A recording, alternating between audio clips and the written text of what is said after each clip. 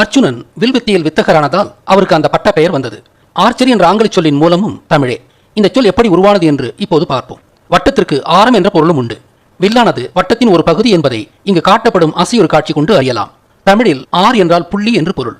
மையப்புள்ளியிலிருந்து ஒரு கயிற்றை ஆரமாக கொண்டு வட்டம் வரையப்படுவதால் வட்டமும் வட்டத்தில் ஒரு பகுதியும் கூட ஆரம் என்று அழைக்கப்படுகிறது. வட்டத்தின் ஒரு பகுதியான ஆரம் ஆங்கிலத்தில் ஆர்க் என்று அழைக்கப்படுகிறது. இந்த ஆர்க் எனப்படும் ஆரத்தின் இரண்டு முனைகளும் ஒரு உறுதியான இழையால் இணைக்கப்பட்டு இப்படி விளைவதைத்தான் நாம் வில் என்கிறோம். வட்டம் அல்லது சக்கரத்தின் நடுவே செல்லும் இரும்பு தண்டை அச்சு என்று தமிழில் அழைப்போம்.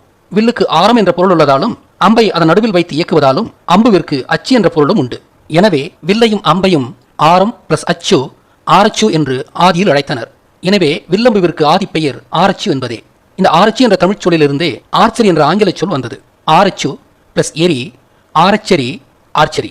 எனவே வில்லை கொண்டு அம்பை எறிவதே ஆங்கிலத்தில் ஆர்ச்சரி எனப்பட்டது. வில் அம்பு கொண்டு வித்தகனாக விளங்கியதால் ஆரச்சு பிளஸ் அனன் ஆரச்சுனன் அர்ச்சுனன் என்ற பட்ட பெயர் உருவானது. அனன் என்றால் கொண்டவன் என்று பொருள். சான்றாக இந்திரனுக்கு வாரணன் என்ற பெயரும் உண்டு. வார் பிளஸ் அனன் வாரணன். வார் என்றால் இங்கு யானை என்று பொருள். அனன் என்றால் கொண்டவன் என்று பொருள். ஆக வாரணன் என்பது வெள்ளை யானையை கொண்டவன் என்று பொருள்.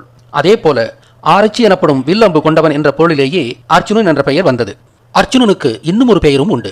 அது காண்டீபன் என்பது. அந்த பட்டப்பெயரின் பொருள் என்ன? காண்டீபம் என்பது அர்ச்சுனனின் ஆர்ச்சுக்கான சிறப்பு பெயர். காண்டீபன் என்றால் காண்டீபத்தை கொண்டவன் என்று பொருள்.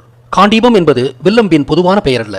அர்ச்சுனனின் வில்லம்பிற்கு மட்டுமே காண்டீபம் என்று பெயர். அப்படியென்றால் அர்ச்சுனனின் வில்லம்பிற்கு ஏதோ ஒரு தனித்தன்மை இருந்திருக்கிறது. அப்படியென்றால் மற்ற வில்லம்புகள் செய்யாததை அர்ச்சுனனின் வில்லம்பு செய்திருக்கிறது. இயல்பாக வில்லம்பு விலங்குகளை வேட்டையாட பயன்பட்டது. போரில் எதிரிகளை கொல்லவும் அது பயன்பட்டது. இவையே வில்லம்பின் இயல்பான பயன்கள்.